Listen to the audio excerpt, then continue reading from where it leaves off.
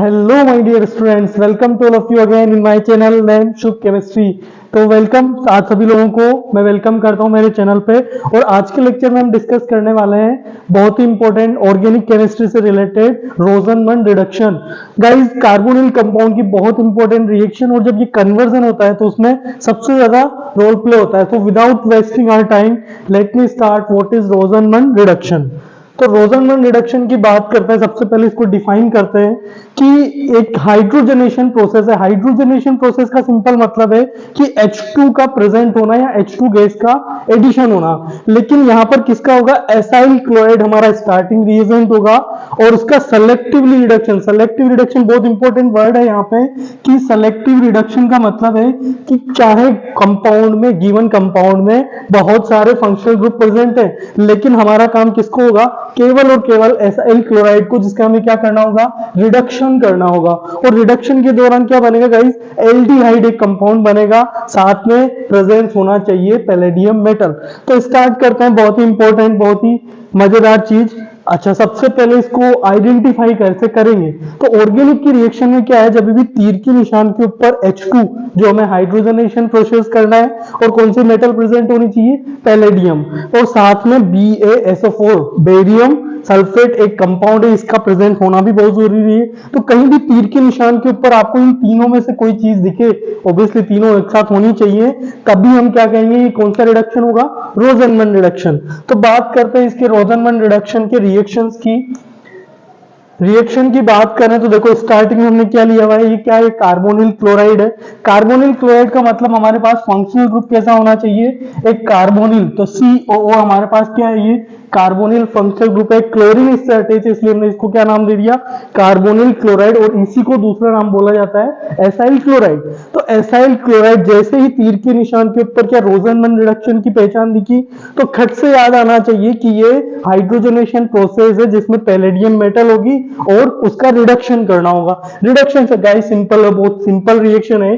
Chlorine को हटाना है और हाइड्रोजन को ऐड कर देना, यही तो होता है हमारा रिडक्शन।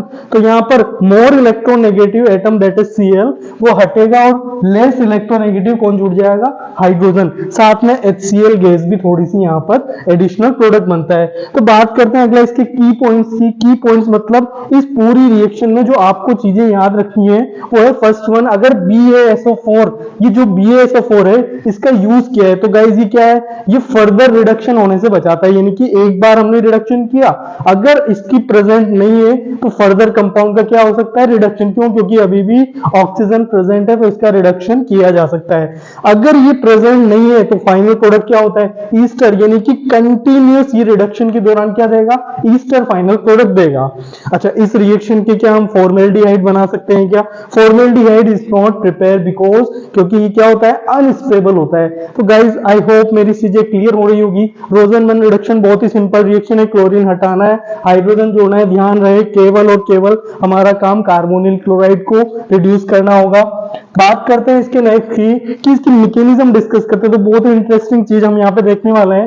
पहले क्या होगा? ऑक्सीडेटिव एडिशन होगा। ऑक्सीडेटिव एडिशन यानी कि मेटल के द्वारा इसका अटैक होगा। और बाद में क्या होगा? Reduction elimination. तो गाइस ये दो प्रोसेस बहुत इंपॉर्टेंट है, first oxidative addition and then reductive elimination. तो स्टार्टिंग रिएजेंट कार्बोनिल क्लोराइड लिया और जैसे ही जो मेटल प्रेजेंट थी ये कार्बन पर अटैक करती है और कार्बन और क्लोरीन दोनों एटम के बीच में क्या बना लेती है? बॉन्ड बना लेती है। गाइस इसी प्रोसेस को हाइड्रोजनेशन नाम दिया जाता है कि जब भी मेटल कार्बन और मोर इलेक्ट्रोनेगेटिव के बीच में इंसर्ट हो जाए तो उसको बोला जाता है ऑक्सीडेटिव एडिशन।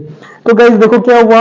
पैलेडियम मेटल इन दोनों एटम के बीच आ चुकी है। फर्दर H2 जो हमने लिया था वो हाईली रिएक्टिव होती है। तो ये H तो एक तो अगेन इस कार्बन पे अटैक करती है और दूसरा हाइड्रोजन इस क्लोरीन पे अटैक करता है। इससे होता क्या है कि ये पैलेडियम मेटल जो है न्यूट्रल या नेचुरल स्टेट में स्टेबल हो जाती है और ये क्लोरीन हाइड्रोजन के साथ फरार हो जाता है। बचा हुआ ये हाइड्रोजन जो कि हमारा फाइनल प्रोडक्ट बन चुका है। तो गाइस देखा आपने मैकेनिज्म कितनी सिंपल थी, बस ध्यान रखिए H2 गैस क्या होती है?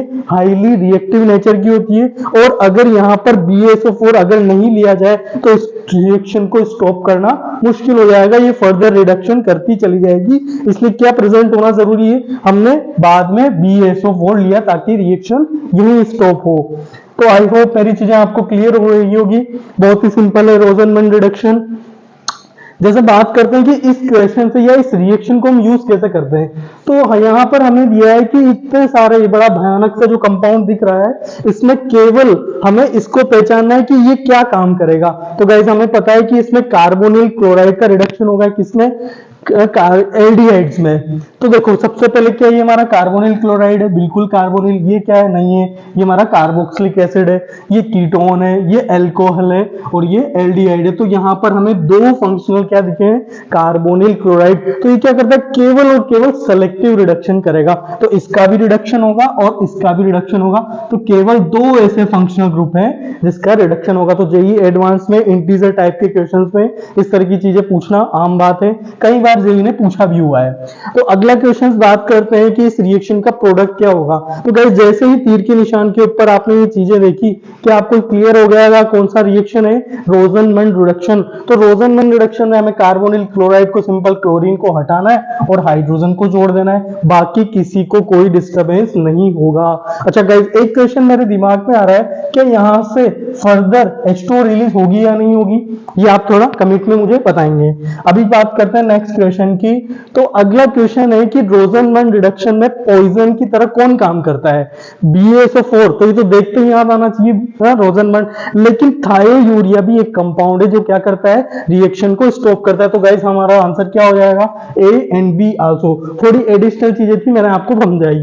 तो आप इस तरह से इन चीजों को याद रख सकते हैं। अगला बात करते हैं कि बेंजोइल क्लोराइड, कई बार क्या होगा रिएक्शन में स्ट्रक्चर ना देकर क्या देगा, थ्योरेटिकल चीजें। तो हमें थ्योरी में भी इस चीज को समझना है कि बेंजोइल क्लोराइड क्या होगा। इस तरह का ये बेंजोइल क्लोराइड है, COOCl। तो इसका रिडक्शन बेंजल्डिहाइड में करना है। तो ऑब्वियसली सबको पता है इसका रिडक्शन अगर बेंजल्डिहाइड में करना है तो क्लोरीन को हटाना है, हाइड्रोजन को जोड़ना है, और ये प्रोसेस किसके द्वारा होता है, H2PD। तो सबको क्लियर होगा, ये तो देखते ही आंसर आएगा। लेकिन साथ में BaSO4, और जब दो आंसर है तो आपको नहीं लगता सारे आंसर होने चाहिए। तो इस तरह की थोड़ी सी ट्रिकी चीजें भी आपसे माइंड में रखनी होगी ताकि एडवांस क्वेश्चन हम कर सके।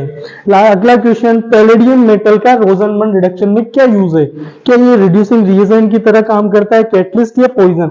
तो बात करें तो बड़ा ही कंफ्यूजिंग इस टाइप का क्वेश्चन है जो थ्योरेटिकल नीट के बच्चों के लिए भी इस तरह की चीजें पूछी जाती है। तो यहाँ पर केवल और केवल कैटलिस्ट की तरह ही काम करता है, रिएक्शन को फॉरवर्ड प्रोसीड फास्टली करवाने की। Is it. नेक्स्ट क्वेश्चन बात करते हैं कि हाइड्रोजनेशन एंड हाइड्रोनोलिसिस दो अलग अलग वर्ड है, थोड़ी सी सिमिलरिटीज है, थोड़ा सा डिफरेंस है। तो इन दोनों में डिफरेंस क्या है, थ्योरेटिकल पोर्शन बात करें तो ब्रेकिंग ऑफ कार्बन और अदर एटम का बॉन्ड अगर टूटा जाए किसके द्वारा, H2 के द्वारा, तो इस प्रोसेस को बोलते हैं हाइड्रोजनेशन, जो कि हमने रोजनमैन रिडक्शन में किया। इसी तरह इस पूरे प्रोसेस को हम क्या नाम देंगे, हाइड्रोजेनोलिसिस। तो ये थोड़ा सा डिफरेंस हो सकता है, आपको ये चीजें आपको दिमाग में रखनी होगी। एंड लास्ट में thank you all of you, like share and subscribe. Thank you very much.